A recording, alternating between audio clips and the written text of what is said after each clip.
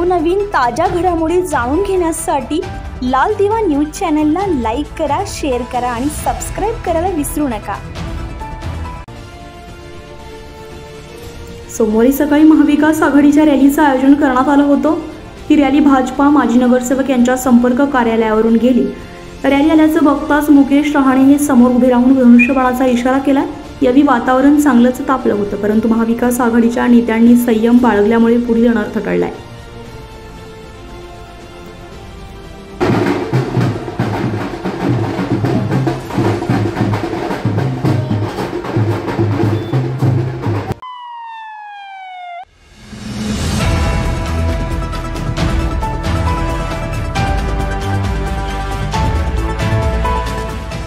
नवनवीन ताज्या घडामोडी जाणून घेण्यासाठी लाल दिवा न्यूज चॅनलला लाईक करा, शेअर करा आणि सबस्क्राइब करायला विसरू नका।